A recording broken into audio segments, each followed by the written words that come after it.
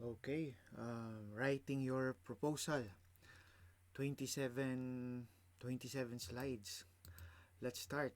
Okay. How do you write your proposal? Actually, your proposal will only be composed of two chapters. Okay. That is what you call the proposal. But before you go to the proposal, you have to come up with your outline. No? Um, Let me write that down. Okay. Research outline or your title. Okay, and that will be defended to the panelists. Once that is approved, you can now start writing your proposal. Okay, according to APA format. Okay, what is APA? This is American Psychological Association, parang ganon. Okay, this is the institutional approach, no? Anong ibig sabihin nun? This is what UC is asking us to follow. Okay, and under this approach, okay, the proposal will have two parts, chapter 1 and chapter 2, the problem, and then the design and methodology. Basically, in conducting this research using APA format, okay, once you have identified the problem, para madali, once you have identified the problem, you read about your variables, okay, the background of the study, okay, make sure that you have a theoretical basis for your problem, okay. Now, if you have your theoretical basis, you can now come up with a conceptual framework, okay, yung paradigm po natin, okay. In your theoretical basis, okay, the discussion should be focused on your major variables used in the problem. Because if you have that, okay, if you don't have that, you cannot formulate the conceptual framework or your paradigm. Okay, so yun. Now, once you have your conceptual framework, okay, you focus your discussion based on existing related literature, and from there you can now identify or focus your discussion on the variables used. You can come up with your specific problems. Dapat ito, kung pala ito a major problem. Yan. You state your major problem, specific problems, you identify the scope and the limitations. No? We don't have a separate, we don't have a separate section for the definition of terms, because terms will be defined as you go along or as they are used in the study. Okay po? Ayan. Also, you can discuss your target population and your instruments, okay, in your conceptual framework. Ayan. Okay. How do you do that? Siyempre, you base it on the related literature. Okay po? Basically, this is the component, no? This is the component of your proposal. That's chapter 1 and chapter 2. Okay, for chapter 3 and chapter 4, that's the time when you collect the data and you organize the data that is collected. How do you do that? Okay, by following your design and technique. Kasama pala to pala. That one. Kasama po yan. Okay, and then you organize your data. Okay, how do you organize your data? Okay, according to your tools. Okay, according to your tools and to your treatment. Okay, you measure them, you describe them. If you're going to compute for the relationship, ayan, compute for the regression, o kaya naman kapag magte-test ka, no, you want to know the significant difference. Ayan. And then, your findings, you discuss your findings, analysis, and interpretation. Ano tong level 1 to level 3 stages? Ganito kasi yan. For example, you have organized your data and you were able to come up with a table. Okay, so you have here the table of, let's say, some variables or some questions, and you have here your numbers. They could be in the form of percentages or statistical limits. So, mga ganun. May frequency ka dyan, kunyari, and then may average ka. Level 1 is when you read the table. What is found in the table? Okay, so as you can see from the observation, okay, variable number 1 has the highest means. Gumaganon siya, no? Variable number 3 has the lowest average. Okay, so that's what you call level 1. And then level 2, okay, you try to relate these numbers or what's found in this table or yung nilagay mo sa level 1, you try to relate that with your theories. Ayan, with your literature. Paano yun? Sasabihin mo, based on the study, okay, of Mr. A in 2009, he stated that blah blah blah blah blah. Okay, which means that using this table, this means that it's like this, using what was found in this journal or based on what is written by this author. So that is level 2. Level 1, anong laman ng table? Level 2, anong ibig sabihin yan based on your conceptual framework and related literature? That's level 2. Level 3 is when you try to confirm and come up with a follow-up research, siguro through an interview, okay? Or interview or another survey to check if this is correct or why. Yan, so based on an interview with Mr. So-and-so who is an authority in this type of variable, lalagay mo, he stated that maybe that's why this is the highest because so ilalagay mo dyan, diba? Iko-confirm mo bakit ganun, why it conforms with or why it negates, no? Why the results of your research negates, no, what is found in the books. Ayun. And then you come up with a generalization, okay, and the report finding or your final paper. Anyway, i-discuss pa ulit yan pag nandun na kayo sa part 2 ng thesis. As of now, okay, when you're going to write your proposal, ito po yung pinaka-importanting part natin. Okay, so your chapter 1 will be composed of will be called the problem, also known as introduction of the problem, or just introduction, or just the problem. Ayan, hindi mawawala yung background of the study. Why are you conducting this research? Okay, theoretical or conceptual framework. What are your readings, di ba? And what are your readings related to your topic? And then, the statement of the problem. This is now the major problem. Or, we don't normally use the major na eh. Uray na nga natin. Dapat ang term lang natin ay main problem, and you also identify the specific problems. And together with your specific problems, you identify your hypothesis. Di po ba, sir, saan po pumapasok yung relevance of the study? Pinapasok po siya doon sa background of the study, yung relevance and significance of the study. Okay?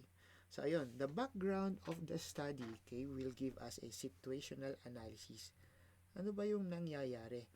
Okay, normally, okay, your situational analysis is top-down approach. You start with the global, national, and local scenarios. Okay, normally based on what you have read or what you have observed. Okay, ayan. Because of this observation, because of these situations, this is why I'm going to conduct this study. So, what are the issues? Ayan. Ano yung mga reactions? Ano yung mga controversies surrounding your topic? I-discuss mo lahat yan. And this will all add up, okay, and help you justify the need for the research. Also, don't forget your citations. Kumbaga, yung references natin.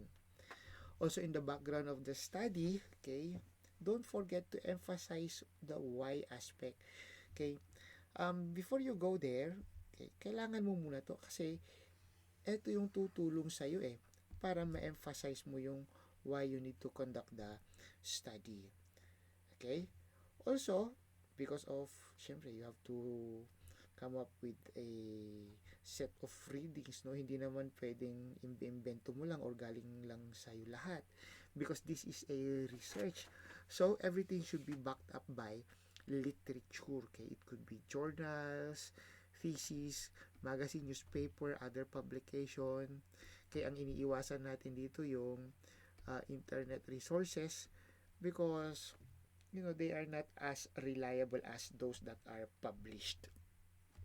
And then, don't forget to emphasize the importance of the study. How? Okay, siguro number one. No? Number one yan. Okay, by identifying the beneficiaries. And of course, number two, nakalimutan kong ilagay, the application. Okay, the application of your study. Okay, where will your study be used? Ganon. In your theoretical or conceptual framework, okay, this is where you present a logical and systematic, okay, design or presentation of theories that will be used in your paper. And you should only focus on the relevant theories. Don't include theories that will not be used in interpretation or that will not be used in your study. Okay? And ayun lang naman. Okay? Bakit? Because mas mahirap mag-interpret kapag ang dami mong theories na nilagay tas hindi pala siya related. Okay? Normally dito tayo natatagalan, no? Nasa chapter 3 na yung estudyante, hindi siya makapag-interpret kasi wala siyang magamit na framework based on chapter 1. So, they have to rewrite chapter 1. At ayaw nating mangyari yun. Okay po? And then, your discussion should be based on your paradigm. Ito yung talagang gusto kong i-discuss. Ganito yan. Kunyari lang. You have, let's say, variable A. You want to study the relationship of variable A or how A will affect variable B. Okay, and let's say you have some intervening variables. X, Y, Z. Okay, so how are you going to discuss? Makinig kayo mabuti. Okay, importante ito. In your theoretical framework, you discuss what is variable A and how it will be measured, what are the dimensions. Mga ganun, di ba? Like, balikan natin yung previous na example natin. Let's say, level of happiness and academic performance.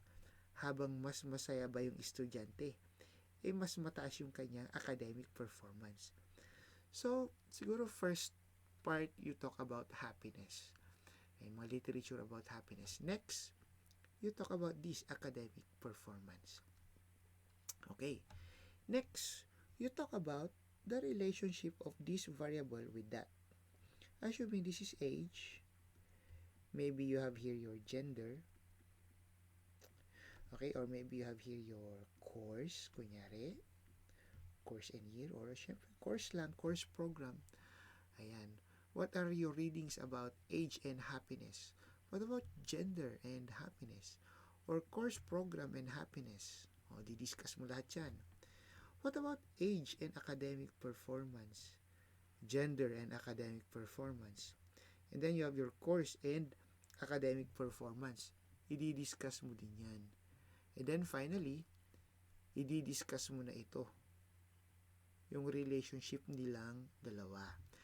Every discussion should be supported by a source. Kumbaga, a reading, a kind of publication, dissertation, thesis, previous studies, and observation, ay, yung mga ganun na panood mo sa YouTube. Okay po? So, ayan, most of the time, ito yung major or main problem natin. And then, these are your specific problems. Kaya nga, meron tayong the main problem or the objective of this research is to look for the relationship of A and B. Specifically, the paper wants to know the number 1, level of A as to XYZ. O, di ba? Level of B as to XYZ. And specific problem number 3, what's the relationship of these maybe as to these variables, X, Y, and Z. Okay? So, pag nakuha nyo yun, ang dali na lang ng research nyo. Ganito yung pagkakadiscuss sa theoretical framework, ganyan din yung pagkaka-interpret natin doon sa chapter 3. At ganyan na rin yung itsura ng ating paradigm or paradigm. Okay? The terms used will be defined. Every time na may bago tayong term na magagamit, okay, we're going to define them as they are used. We're not going to have a separate section for definition of terms. So, paano po ito? For example, okay, let's say, this study, okay, will be focusing on academic performance, which means, define mo na. Okay, blah, blah, blah, blah, blah, self-efficacy, which means, mga ganun. As a term is mentioned, it has to be defined. Dito na pala yun eh. And there is no side heading for each term. Okay, basta diretso lang na naka-paragraph. Okay po? Now, in the statement of the problem, the first one to be presented will be your main problem. And then, followed by your specific problems. Okay? And they are all in, sabi niya, all specific problems are in interrogative sentences. So, parang, hindi pa lang parang, question talaga. So, specific problem, ayan, the purpose of this research is to analyze the relationship of variable A and variable B. A specific problem, number 1, okay, what is the level of variable A as to? Number 2, what is the level, question, di ba, of variable B as to the following dimensions or as to the following variables, ganon. Hypothesis, na-discuss na natin yan kanina, it should always be based on our specific problems, okay? Design and methodology, ito na po yung chapter 2 natin. Okay, in the design and methodology, you discuss what is the type of the study. Is it descriptive or ex post facto, di ba? Or maybe is it an experimental research? Okay, and then you discuss why your study falls under this category. Okay, you discuss the population and locale of the study. Who are your respondents? Bakit kaya sila? Okay, what is their profile? How did you come up with the sample size? And what's the sampling method that you use? Okay, you also discuss the gathering tools, like where did you get your questionnaire? Did you develop this? How? Is there a validity test? Okay, is there a reliability test conducted? Are you going to conduct an interview? Okay, what is your interview tool? Okay, and then how are you going to administer the questionnaires? Okay, where and when, and what are your tools and why, yung mga ganon. And then how are you going to treat the data? What are your statistical tools? Are you going to use SPSS? Are you going to compute for this, no? Kunyari, the level of self-efficacy will be computed by getting the means. Ayan, or kabaliktarin, means or averages will be used to compute the level of these variables. Okay.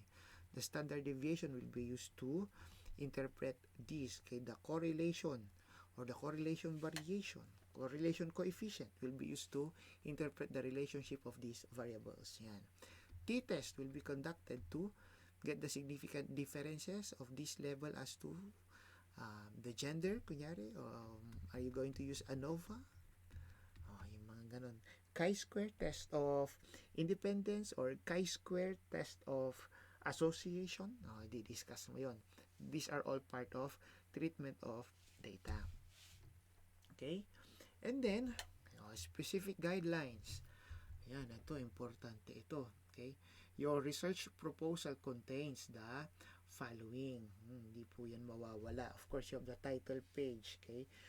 Approval sheets. Okay?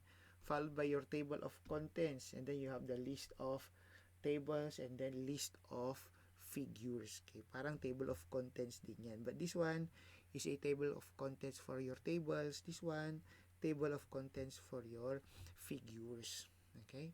Sir, ano po yung table of contents for figures or list of figures? Like for example, your paradigm, if there are some models that you have to draw, okay, something like that. Okay, those are all part of figures. Okay, after the list of figures, you now have your problem or chapter 1. This one was already discussed, no? In your chapter 1, you have the background of the study, rationale, why you're conducting the study, situational analysis, okay, so top-down yan, global, national, local, etc. Okay, the importance, related literature, and then the objective of the research study. Theoretical framework, na-discuss na natin yan. Definition of terms, sinabi natin kanina, as they appear, they will be defined. And then you have the paradigm. Statement of the problem and hypothesis if applicable. Sometimes this is dependent on the advisor. And pag-usapan pa namin kung i-require namin yung hypothesis o hindi. Of course, what comes after chapter 1, you now have chapter 2. Na-discuss na rin natin yan. Okay, you have the research design and methodology, population. Okay, it was discussed earlier. And then after chapter 2, don't forget to add your references, okay, and your appendices. Sometimes, okay, a timetable will be required, no, to the candidate. Ayan. And the thesis outline. What's this thesis outline? This is actually the first, the papers from your first defense, no? Yung title defense. Ayan. Title defense. Yan. 3-page lang yan. Kung parang ano yung concept ng paper mo. Maybe you can give us a short background, a list of initial problems, description of your methodology, mga 3-page, 3 to 5 pages. Parang na-compress lang na introduction. Okay po, pag na-approve yan, you go directly to your chapter 1 and chapter 2. Ayun. When the student is ready with his or her research proposal, kunyari meron ka ng chapter 1 and chapter 2, his or her advisor approves the same by affixing his or her signature to the approval page. Okay, so bibigyan kayo ng kopya. I can't find the copy yet, okay, but I'm going to give you the copy soon. Okay, there has to be 5 copies. Okay, 3 for the panelist, 1 for the dean or area head, and 1 for filing. Ayan. These copies are given to the members of the thesis committee, which includes your panelist, the area head, and the dean. Ayan. And then during the proposal defense, the student will be asked to present the highlights of the proposal. Okay? So, ano ba laman talaga ng chapter 1 and chapter 2? Give us an idea. Okay? And then, after that, you'll have a question and answer portion. If you can defend your chapter 1 and chapter 2, you can now proceed to chapter 3. Depende yan eh. Okay? These are the possible actions, no? You may be advised to go ahead kasi magaling kang mag-defend, okay, acceptable yung yung paper mo, or you may proceed, okay, as long as you integrate the suggestions of the panels, no, the panelists, okay, or you are going to overhaul your paper kasi dami kailangang ayusin, okay, and pag nag-overhaul ka, okay, ibig sabihin nito, papalitan mo yung title mo or malayo na yung paper mo from the original plan. Pag nag-overhaul ka, kailangan ng redefense. Sana wag na tayong pumunta dito. Kapag na-disapprove yung proposal, masakit yan eh. Kasi, you need a new topic, a new set of variables, bagong paper na. Okay, and again, there will be a redefense. Ito yung mga iniiwasan natin. Okay pa to kasi kahit pa paano related sa topic mo. Okay? Pero dito malayo na sa topic mo. Ayun. Normally kasalanan ito ng mga panelists. Okay? Because before the defense for your proposal, there should be a defense for your title. Okay? So if they allowed you to continue with the proposal, after the defense in the title, ibig sabihin, okay na yung topic dapat. Diba? So, ayun. Anyway, sana wag mangyari yan. Okay, so you come up with this list. Okay, you have the name, the title, the advisor, and then you have the panelist. I-forward po yan at i-attach sa paper. This is the checklist for evaluation. This is just tentative, no? I'm already giving you a copy para malaman nyo kung ano yung hahanapin ng mga panelists. Like, for example, in the subject, okay, and the problem, yung title niyo, is it significant or relevant to the needs, okay, of the students or society? Okay, is it clear, naiintindihan ba, and is it appropriately delimited? Pag sinabi natin delimited, naka-specify kung sino talaga or saan talaga gaganapin yung research. Ayan, your hypothesis and assumptions, okay, are clearly stated. And there's proper definition of terms, no? Also, meron tayong operational definition. Like ano yung operational definition? For example kasi, let's say you have a study. Okay, and then let's just say that in your study you're going to use financial performance. Although there are different aspects of financial performance based on your readings, no? But you can say that financial performance for the purpose of this paper, yan, for the purpose of this paper, i-emphasize mo yon of this paper. Ayan. Financial performance for the purpose of this paper is defined as, okay, how a company performs in terms of profitability and liquidity. O, yun lang. O, diba? So, yun, dinilimit mo siya na ito lang kasi yung pag-aaralan ko. Bakit? Based on my definition, sa paper lang na ito lang po yung mga components ng financial performance. So, bakit mo siya dinilimit? Bakit ito lang yung components? Siguro impractical na or impossible na masukat yung mga ibang aspects na yan. Ito lang yung pwede nating sukatin sa ngayon. Depende sa reason natin. As to design, dapat it should be fully described, okay, and appropriate to the nature of the problem, no? Like for example, you cannot come up with a historical approach, no, kapag related naman sa COVID-19. Bagong-bago pa lang as historical approach na. Okay, it's clearly written, it's logically organized. Okay, ang guide mo palagi dito is you should discuss things according to how they were designed in your paper. That's why it's important that you have a well-designed paradigm. Are documentation adequate and appropriate? That's self-explanatory. And does the tone reflect researchers' objectivity and scientific attitude? Importante po yan. Okay? It's not just you're trying to prove something. Instead, the tone should be you want to analyze or explore or discover. Ganun dapat. Okay? Ayan. Review of literature. Is there evidence that research has exhausted the literature of the subject? Evidence lang naman. Kaya nga there should be proper citation. Okay, does the researcher relate the literature to his or her study? Baka naman lagay ka lang ng reading dun. Hindi naman pala related.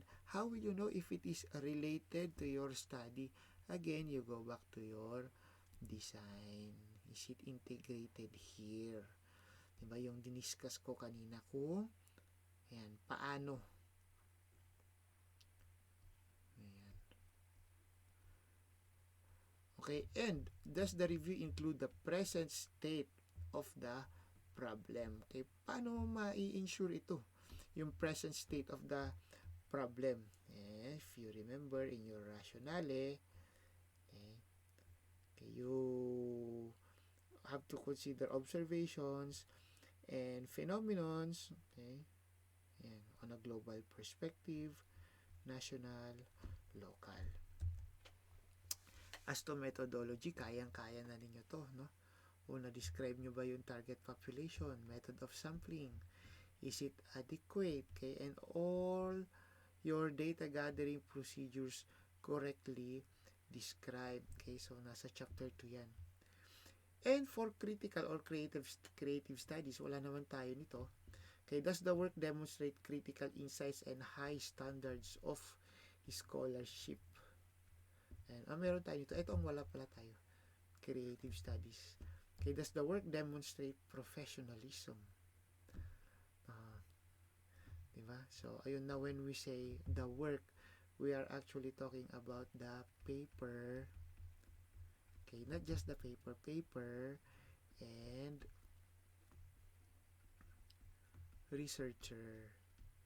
Okay, now pag sinabi nating paper, demonstrate, okay, the work demonstrate, okay, dapat nare-reflect na naman ito sa design. Yan. Okay, stick ka lang dapat doon sa design. Kung ano yung nandyan, yan lang yung i-discuss mo, yan lang dapat ang focus mo. Okay po? So, ayun. Pag sinabi nating high standards of scholarship, syempre, research paper talaga yung itsura niya. No, hindi yung English natin, pang creative writing siya. O yan, there's proper citations, okay, format, may sinusunod tayong ganyan, okay, may mga standards, and so on and so forth. Okay, so, ayun lang po for the proposal. Okay, I guess that's it. Okay, that's our discussion for the entire semester. Okay, after this, you should be able to write now your paper. Okay, last words, you cannot actually learn research just by reading notes or listening to discussions. No, you really have to conduct the research. Okay, and some last few tips, no, before you start. Okay, huwag kayong tamaring magbasa. Okay, and magsulat. Okay, and magbasa at magsulat ulit. Okay, so ayun. Kung merong libro, basahin nyo po yung libro. Huwag na kayong maghanap ng summary or notes or PowerPoint ng libro. Okay, tatamarin lang kayo doon. Okay po, follow the process but start with what is practical. Anong ibig sabihin nito? Although you have chapter 1, chapter 2, components of chapter 1, components of chapter 2, okay, sometimes it gives us an idea na you cannot proceed with the next step kapag hindi pa kompleto yung earlier steps.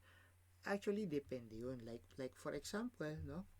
Although you have to start with the discussions in your conceptual framework or theoretical framework before you can conduct your before you can design, okay, or come up with a paradigm. Ayan. Pag minsan, kunyari gaya ako, paano ko siya i-discuss dito kung hindi ko pa alam yung design, tama? So, I may start with this. Okay? And then, in coming up with your paradigm or design, tinitignan ko na rin yung methodology. How am I going to conduct this paper? Okay, simultaneous yan. Para nag-e-evolve yung yung theoretical framework ko, yung chapter 1 ko. Ayan, so ayun, evolve na naman. Kasi it should be constantly changing depending on what is applicable. Pag minsan may nilagay po tayo sa chapter 1, nung nasa chapter 3 ka na, patay, hindi mo pala kailangan yung nasa chapter 1. So, kailangan mong magdagdag or palitan yung laman ng chapter 1 mo. Okay? And you spend more time reading and more time thinking. Okay?